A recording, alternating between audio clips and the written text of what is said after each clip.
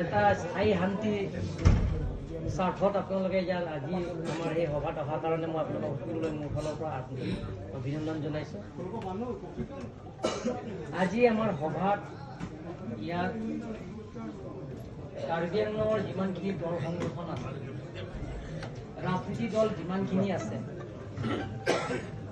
লগতে ছাত্ৰ সংগঠন, কাৰ্বি আংলং যিমান দল সংগঠন আৰু সকলো পলিটিকেল পাৰ্টি লগত লৈ আজি আমি কাৰ্বি আংলঙত যিবিলাক ইলিগেল ইনক্ৰচাৰ PGR BGR সেই সম্পৰ্কে আমি প্ৰায় 3 ঘণ্টা কৰি আমি আলোচনা কৰিছোঁ।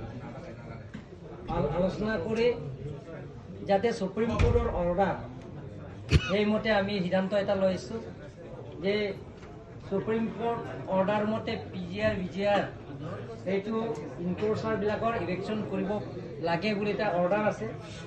সেইমতে আমি সিদ্ধান্ত ল'লোঁ। কালিৰ পৰা কাৰ্বি আংলং অট'নমাছ কাউন্সিল তৰফৰ পৰা যিবিলাকৰ PGR BGR ইনক্ৰচাৰ আছে তেওঁলোকৰ কাৰণে কালিৰ পৰা আমি নটিচ দিয়া হ'ব।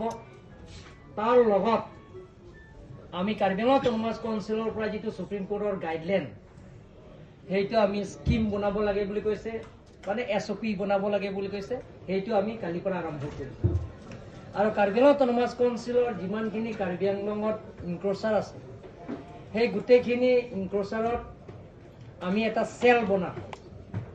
তেওঁলোকৰ সেই চেলটো কোন কোন এৰিয়া ইনক্ৰচাৰ আছে, হলুনি চাৰ্কুল আৰু যাতে আমাৰ চিমিনিয়ান চাৰ্কুল, ডিপু চাৰ্কুল, দংকামকাম ৰেভিনিউ চাৰ্কুলৰ এলেকাত গোটেইখিনি ইনক্ৰচাৰ মানুহবিলাকক আমি সোনকালে ইলেকশ্যন কৰিবৰ কাৰণে আজি মিটিঙত সিদ্ধান্ত লৈছোঁ।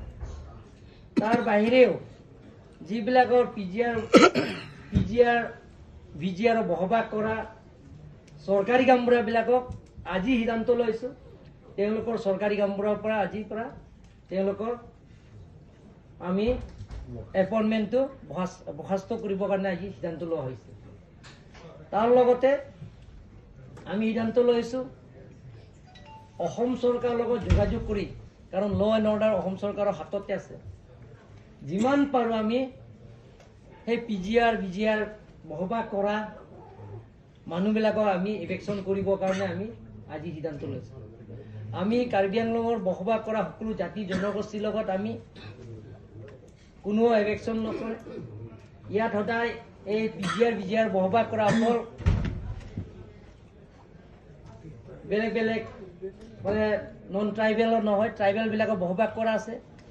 ইয়াত কাৰ্বিও আছে, বড়ো আছে আৰু তিৱাও আছে, বিহাৰী আছে, বেংগলী আছে, নেপালী আছে, সকলো জাতি জনগোষ্ঠীবিলাক তাত বসবাস কৰি আছে ইনক্ৰচাৰ। তেওঁলোকৰ কাৰণে আমি as per supreme court order মতে আমি ইলেকশ্যন কৰিবৰ কাৰণে আমি সিদ্ধান্ত লৈছোঁ আজি। আৰু আমি সকলো জাতি জনগোষ্ঠীৰ লগত আমি সংঘাত নকৰোঁ।